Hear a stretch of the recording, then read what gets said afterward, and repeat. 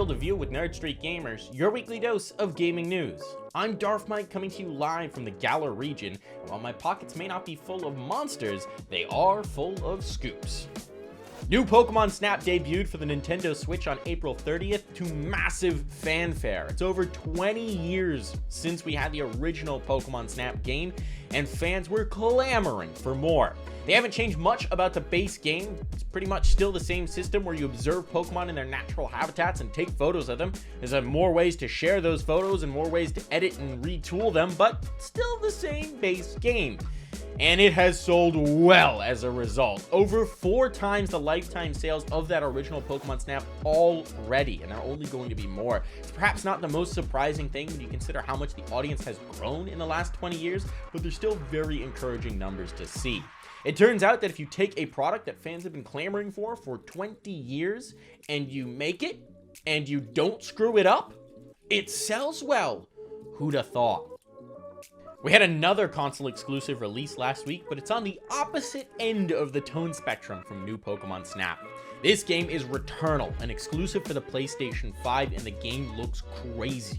You play as Celine, an astronaut crash-landed on an alien world. You have to battle through the ruins of an ancient civilization to uncover new technologies, repressed memories, and escape the planet. Think Metroid meets a roguelike. It's cool.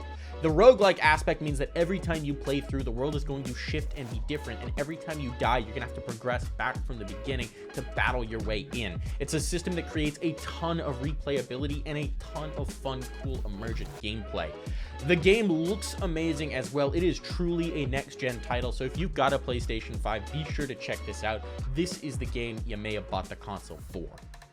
Riot Games updated their privacy policy for Valorant to enable them to record voice comms in order to aid their reporting and anti-toxicity measures. And some gamers are crying foul. Privacy, my privacy. Well, I have some spoilers for them, which it turns out that if you were in voice chat with 4 other people, any of whom could have been recording you or, I don't know, streaming you out to the world this entire time. So you probably should have already been watching what you were saying. I mean, what are you doing? Reading your social security number out while you game? If you're saying heinous, terrible things to people, and those then get reported and used in the report, then you deserve your ban. Get out of there. We don't want that in our ecosystem. We don't want any of that. And frankly, this privacy concern is so overblown because Riot already had so much access to your system through their anti-cheat that they could have had anything they wanted to this point. It's a non-issue. This is just a good step forward to curb toxicity in the scene. The animation bug has reportedly snuck its way into development studios, and it's bit hard. Nintendo has reportedly said they are open to animated projects for many of their properties, starting with a Super Mario Bros. 3D animated movie coming sometime in the near future. And let's be honest, that's probably going to be terrible. I mean, come on, the plot of most Mario games is a loosely contrived scenario to throw the characters into a fun gameplay scenario. We don't really need a movie to dive into the lore and backstory there. Just have to go back to the old 1993 horrific live-action Super Mario Bros. Movie for an example of how wrong that can go. Still, they're going to try and make them, and the results should be hilarious at the very least. Riot, meanwhile, are also getting into the animation game as Netflix released a teaser for a League of Legends animated show.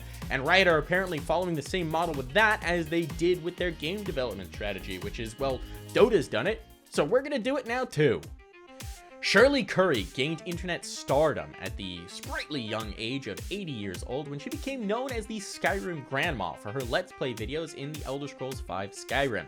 And now if you want her to join you in that game, you can.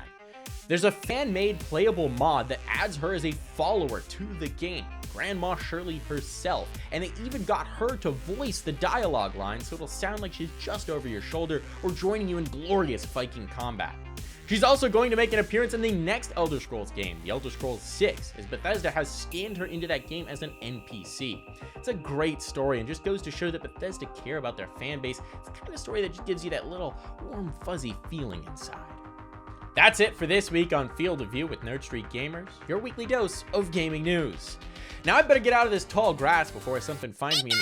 Is that Pikachu? Oh no, DarfMike blasting off again!